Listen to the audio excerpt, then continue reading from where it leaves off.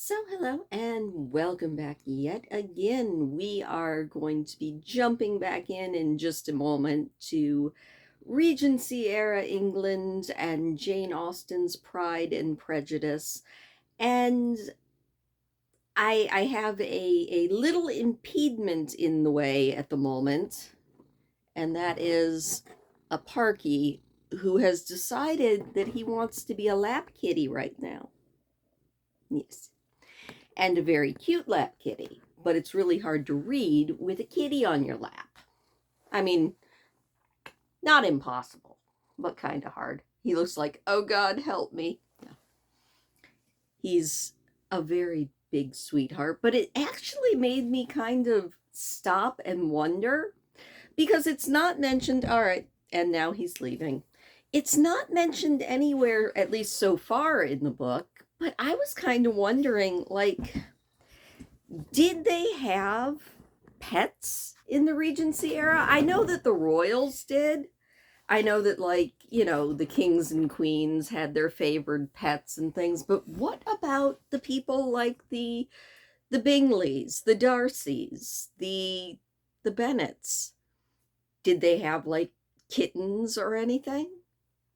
Interesting. It totally hit me because I sat down to do the filming and Parky was like, "Oh, you're sitting down and you're not shouting into a camera. Let me come over and sit on your lap."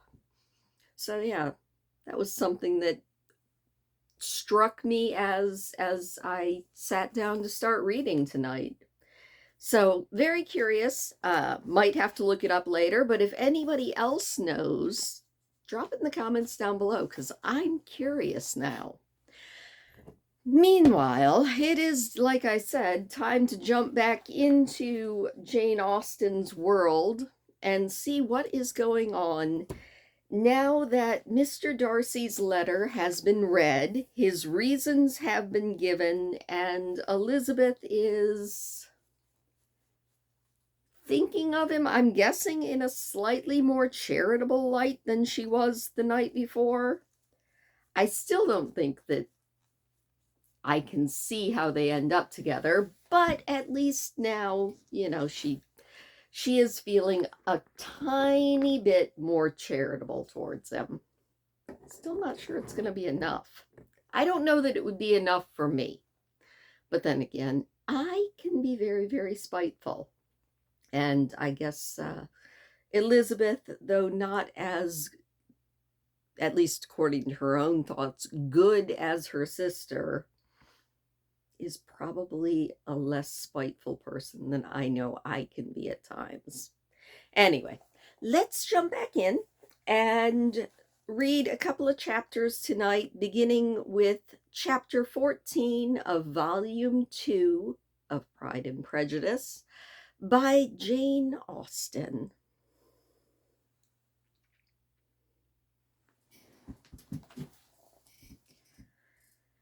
The two gentlemen left Rosings the next morning, and Mr. Collins, having been in waiting near the lodges to make them his parting obeisance, was able to bring home the pleasing intelligence of their appearing in very good health and in as tolerable spirits as could be expected after the melancholy scene so lately gone through at Rosings.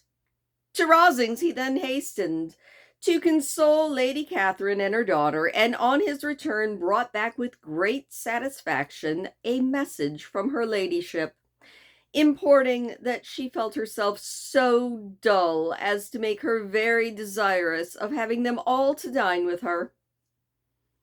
Elizabeth could not see Lady Catherine without recollecting that, had she chosen it, she might by this time have been presented to her as her future niece. Nor could she think without a smile of what her ladyship's indignation would have been. What would she have said? How would she have behaved? Were questions with which she amused herself. The first subject was the diminution of the Rosings party.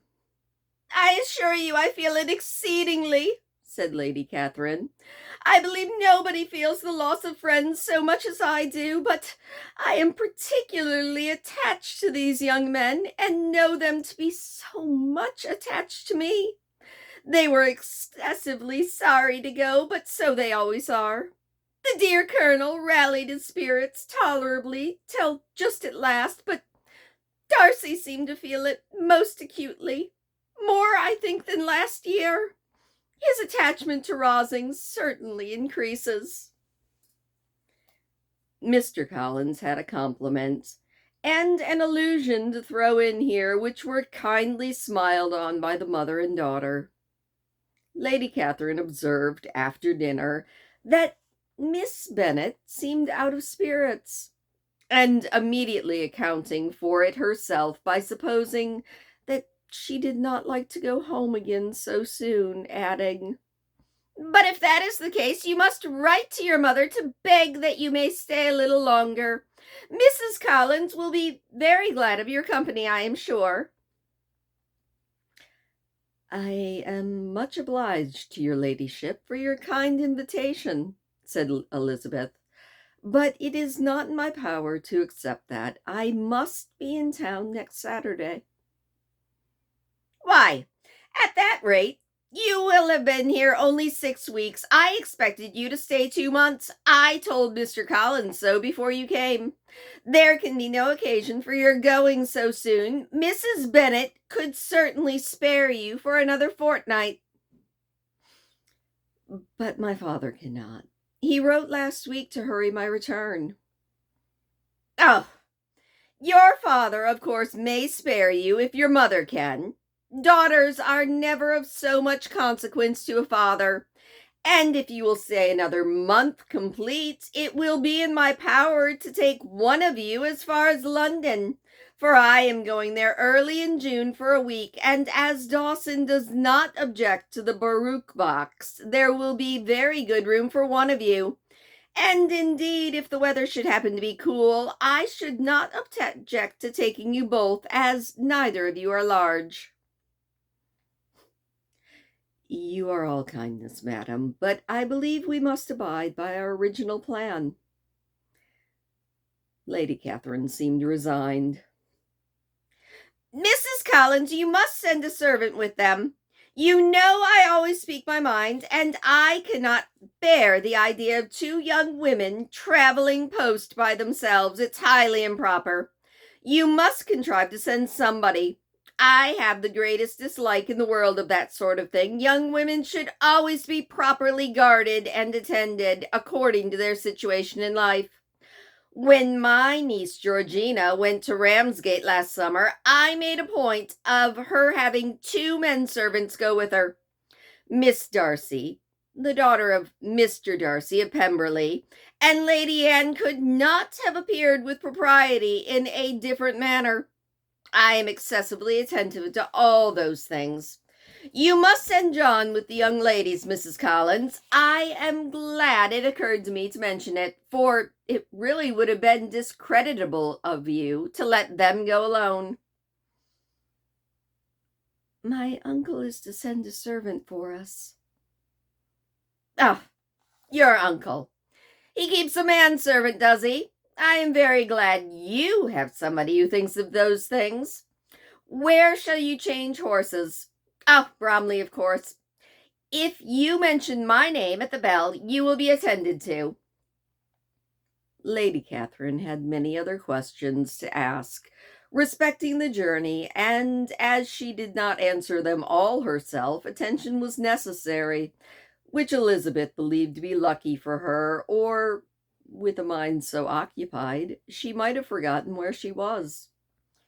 Reflection must be reserved for solitary hours whenever she was alone.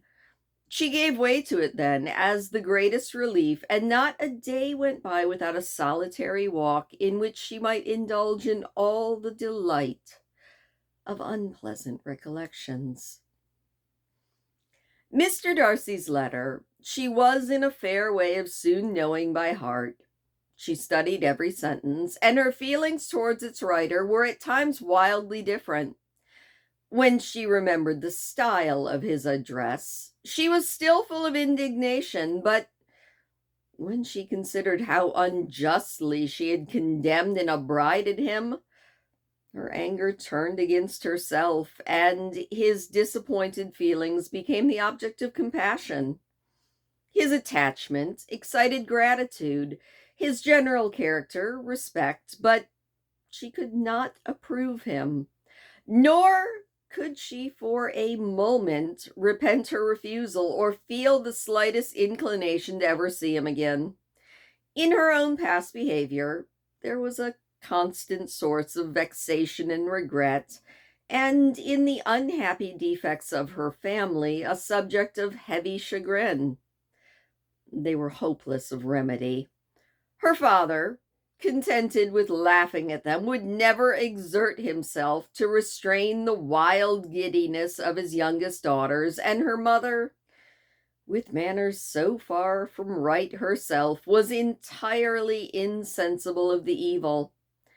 Elizabeth had frequently united with Jane in an endeavor to check the imprudence of Catherine and Lydia, but while they were supported by her mother's indulgence, what chance could there be of improvement? Catherine, weak-spirited, irritable, and completely under Lydia's guidance, had always been affronted by their advice, and Lydia, self-willed and careless, would scarce give them a hearing.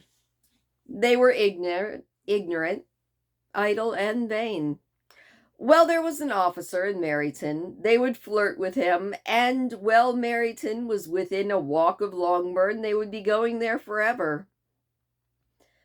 Anxiety on Jane's behalf was another prevailing concern, and Mr. Darcy's explanation, by restoring Bingley to all her former good opinion, heightened the sense of what Jane had lost. His affection was proved to have been sincere, and his conduct cleared of all blame, unless any could attach to the implicitness of his confidence in his friend.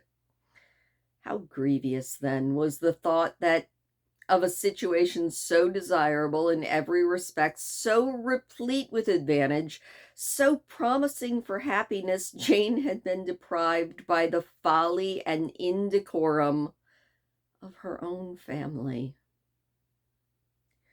When to these recollections was added the development of Wickham's character, it may easily be believed that the happy spirits which had seldom been depressed before were now so much affected as to make it almost impossible for her to appear tolerably cheerful. Their engagements at Rosings were as frequent during the last week of her stay as they had been at the first. The very last evening was spent there, and her ladyship again inquired minutely to the particulars of their journey, gave them directions as to the best method of packing, and was so urgent on the necessity of placing gowns in only the right way, that Maria thought herself obliged, on her return, to undo all the work of the morning and repack her trunk afresh. When they parted, Lady Catherine, with great condescension, wished them a good journey, and invited them to come to Hunsford again next year, and Miss de Bourgh exerted herself as far as to curtsy and hold out her hand to both of them. And that is the end of chapter 14. Chapter 15. On Saturday morning, Elizabeth and Mr. Collins met for breakfast a few minutes before the others appeared, and he took the opportunity of paying the parting civilities which he deemed indispensably necessary. "I know not, Miss Elizabeth," said he, "whether Mrs. Collins has yet expressed her sense of your kindness in coming to us, but I am very certain you will not leave the house without receiving her thanks for it. The favor of your company has been much felt, I assure you. We know how little there is to tempt anyone to our humble abode. our plain manner of living, our small rooms and few domestics, and the little we see of the world must make Hunsford extremely dull to a young lady like yourself, but I hope you will believe us grateful for the condensation, and that we have done everything in our power to prevent your spending your time unpleasantly." Elizabeth was eager with her thanks and assurances of happiness. She had spent 6 weeks with great enjoyment, and the pleasure of being with Charlotte and the kind attention she had received must make her feel obliged. Mr. Collins was gratified, and with a more smiling solemnity replied, "It gives me the greatest pleasure to hear that you have passed your time not disagreeably. We have certainly done our best, and most fortunately having it in our power to introduce you to very superior society, and from our connection with Rosings, the frequent means of varying the humble home scene, I think we may flatter ourselves that your Hunsford visit cannot have been entirely irksome. Our situation, with regard to Lady Catherine's family, is indeed the sort of extraordinary advantage and blessing to which few can boast. You see what a footing we are. You see how continually we are engaged there. In truth, I must acknowledge that with all the disadvantages of this humble parsonage, I should not think any one abiding in it an object of compassion while they are sharers of our intimacy at Rosings." Words were insufficient for the elevation of his feelings, and he was obliged to walk about the room while Elizabeth tried to unite civility and truth in a few short sentences. "You may, in fact, carry a very favorable report of us into Hertfordshire. My dear cousin, I flatter myself, at least, that you will be able to do that. Lady Catherine's great attentions to Mrs. Collins you have daily been a witness of, and together I trust it does not appear that your friend has drawn an unfortunate. But on this point it will be as well to be silent. Only let me assure you, my dear Miss Elizabeth, that I can from my heart most cordially wish you equal felicity in marriage. My dear Charlotte and I have but one mind and one way of thinking. There is, in everything, a most remarkable resemblance of character and ideas between us. We seem to have been designed for each other." Elizabeth could safely say that it was a great happiness where that was the case, and with equal sincerity could add that she firmly believed and rejoiced in his domestic comforts. She was not sorry, however, to have the recital of them interrupted by the entrance of the lady from whom they had sprung. Poor Charlotte! It was melancholy to leave her to such society, but she had chosen it with her eyes open, and though evidently regretting her visitors were going, she did not seem to ask for compassion. Her home and her housekeeping, her parish and her poultry, all their dependent concerns had not yet lost their charm. At length the chaise arrived, and the trunks were fastened on, the parcels placed within, and it was pronounced to be ready. After an affectionate parting between the friends, Elizabeth was attended to the carriage by Mr. Collins, and as they walked down to the garden, he was commissioning her with his best regards to her family, not forgetting his thanks for the kindness he had received at Longbourn during the winter, and his compliments to Mr. and Mrs. Gardiner, though unknown. He then handed her in. Maria followed, and the door was on the point of being closed when he suddenly reminded them with some consternation that they had hitherto forgotten to leave any message for the ladies of Rosings. "But," he added, "you will, of course, wish to have your humble respects delivered to them, with your grateful thanks for their kindness to you while you have been here." Elizabeth made no objection, The door was then allowed to be shut, and the carriage drove off. "Good gracious," said Maria, after a few moments of silence. "It seems but a day or two since we first came, yet how many things have happened!" "A great many indeed," said Elizabeth with a sigh. "We dined 9 times at Rosings, besides drinking tea there twice. How much I shall have to tell!" Elizabeth privately added, "And how much shall I have to conceal?" Their journey was performed without much conversation or any alarm, and within 4 hours of their leaving Hunsford, they reached Mr. Gardiner's house, where they were to remain a few days. Jane looked well, and Elizabeth had little opportunity of studying her spirits amidst the various engagements which the kindness of her aunt had reserved for them. But Jane was to go home with her, and at Longbourn there would be leisure enough for observation. It was not without an effort, meanwhile, that she could wait even for Longbourn before she told her sister of Mr. Darcy's proposals. To know that she had the power of revealing what would so exceedingly astonish Jane, and must at the same time so highly gratify whatever of her own vanity she had not yet been able to reason away, was such a temptation to openness as nothing could have conquered. But the state of indecision in which she remained as to the extent of what she should communicate, and her fear, if she once entered on the subject, of being hurried into repeating something of Bingley which might actually grieve her sister farther.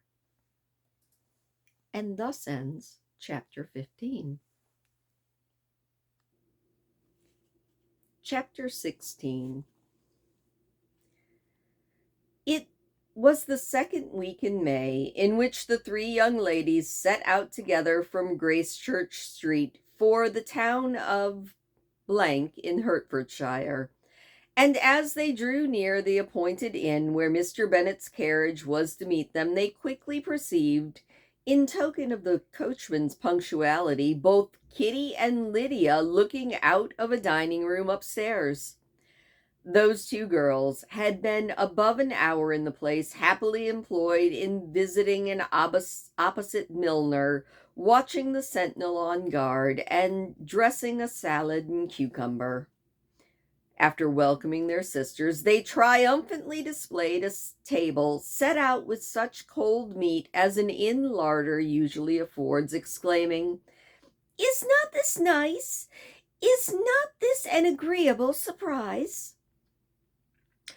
"And we mean to treat you all," said Lydia. "But you must lend us the money, for we have just spent ours at the shop out there." Then, showing their purchases, "Look here, I bought this bonnet. I do not think it is very pretty, but I thought I might as well buy it as not. I shall put it to pieces as soon as I get home, and see if I can make it up any better." And when her sisters abused it as ugly, she added with perfect unconcern, "Oh, but there were 2 or 3 much uglier in the shop, and when I brought some prettier colored satin to trim it with fresh, I think it will be very tolerable. Besides, it will not much signify what one wears this summer after the have left Meryton, and they're going in a fortnight." "Are they indeed?" said Elizabeth with the greatest surprise. "They are going to be encamped near Brighton, and I do so want papa to take us all there for the summer. It would be such a delicious scheme. I dare say would hardly cost anything at all. Mamma would like to go too, of all the things. Only think what a miserable summer else we shall all have." Yes, thought Elizabeth, that would be a delightful scheme indeed, and completely due for us once. Good heaven, Brighton, and a whole camp full of soldiers, to us who have been overset already by one poor regiment of militia and the monthly balls of Meryton. "Now I have news for you," said Lydia as they sat down. "What do you think?" "It is excellent news, capital news, and about a certain person that we all like." Jane and Elizabeth looked at each other, and the waiter was told that he need not stay. Lydia laughed and said, "Hi, that is just like your formality and discretion. You thought the waiter must not hear. As if he cared. I dare say he often hears worse things said than I am going to say, but he is an ugly fellow. I'm glad he's gone. I never saw such a long chin in my life. Well, wait now but for my news. It is about dear Wickham. Too good for the waiter, is it not? There is no danger of Wickham's marrying Mary King. There's for you. She's gone down to her uncle at Liverpool, gone to stay. Wickham is safe." "And Mary King is safe," said Elizabeth. "Safe from a connection imprudent as to fortune." "She's a great fool for going away if she liked him." "But I hope that there was no strong attachment on either side," said Jane. "I'm sure that there was not on his. I will answer for it he never cared 3 straws about her. Who could about such a nasty little freckled thing?" Elizabeth was shocked to think that, however incapable of such coarseness of expression herself, the coarseness of the sentiment was little other than her own breast had formerly harbored and fancied a liberal.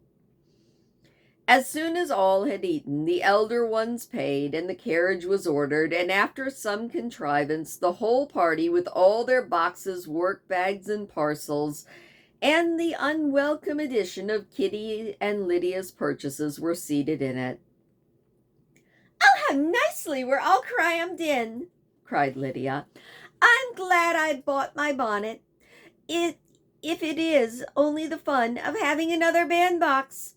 Well now, let us be quite comfortable and snug and talk and laugh all the way home. And in the first place, let us hear what has happened to you all since you went away. Have you seen any pleasant men? Have you had any flirting?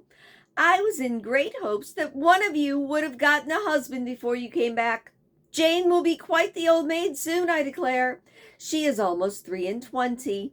Lord, how ashamed I should be of not being married before 23. My Aunt Phillips wants you so to get husbands, you can't think. She says Lizzie had better have taken Mr. Collins, but I do not think there would have been any fun in that.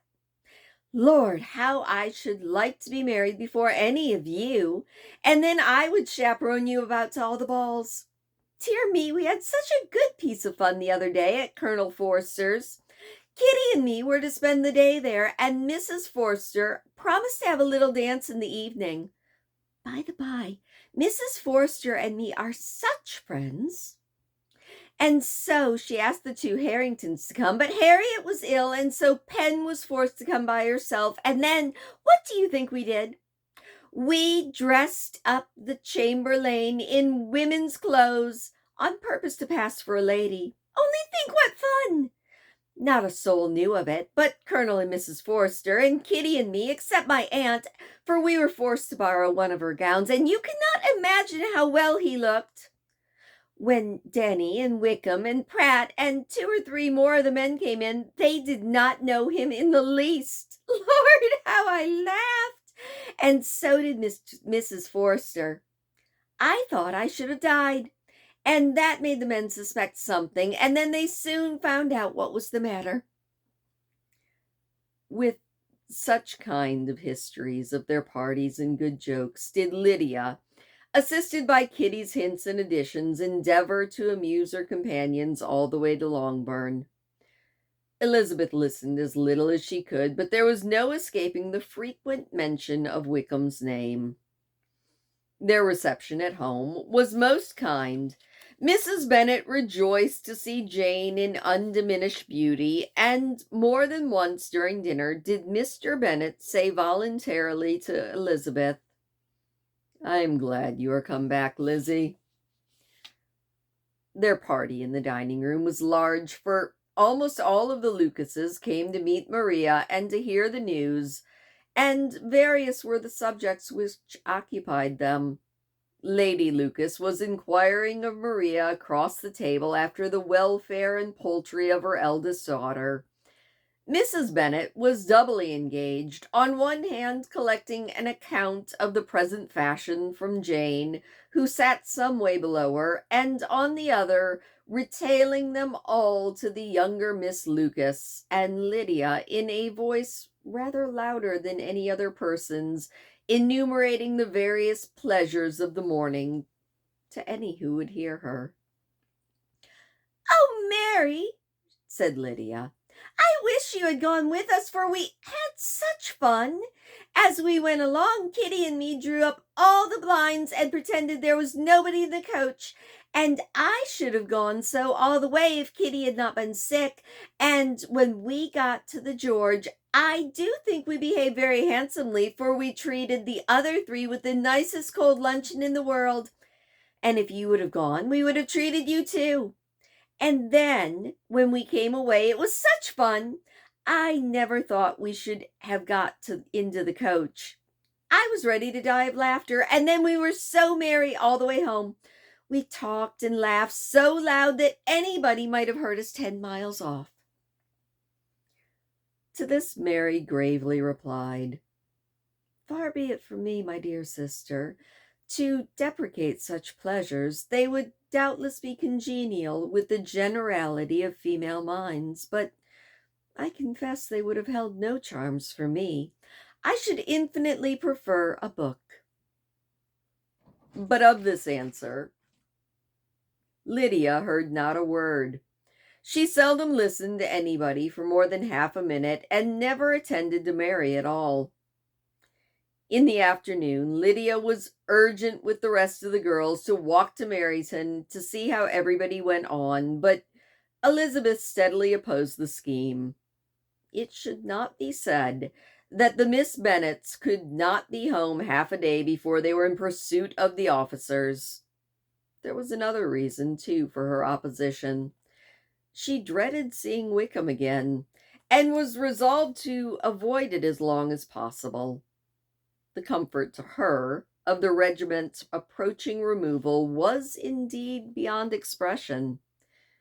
In a fortnight they were to go, and once again she hoped that there could be nothing more to plague her on his account. She had not been many hours at home before she found out the Brighton scheme, of which Lydia had given them a hint at the inn, was under frequent discussion between her parents. Elizabeth saw directly that her father had not the smallest intention of yielding, but his answers were at the same time so vague and equivocal that her mother, though often disheartened, had not yet despaired of succeeding at last. And that is the end of chapter 16, and I think that's where we're going to call it for today. There's only a couple more chapters in this volume. I think there's, 3 or 4? And we are definitely going to finish up volume 2 the next time we sit down to read. But I think that is where we're going to leave, because I'm pretty sure, if you heard the noise, that there was a squirrel or a raccoon climbing up my window, and I have to go yell at it. Oh my goodness. So Lydia and Catherine, they would fit in really well with some of the teenage girls that I went to school with. We're just going to leave it at that. They seem very, very boy crazy, and maybe a little more mischievous than I ever imagined people in that era to be. But, the more you think about it, people are kind of people, no matter when they are. Like, I bet that you could go back like 1,000 years, and despite the difference of situation, like the difference of style of housing and stuff, people are still people. shoot, the Neanderthals were probably almost exactly like us with a lot of the same concerns, which is disheartening on one hand and comforting on the other. At least that's what I'm getting tonight anyway. So, thank you so much for listening. I hope that you enjoyed that chapter as much as I did, and I will see you next time.